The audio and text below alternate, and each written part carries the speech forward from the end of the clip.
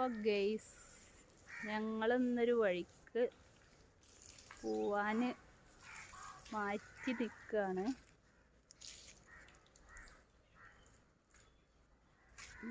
നിക്ക വണ്ടിയിലാ കഴുകുന്നുണ്ട്.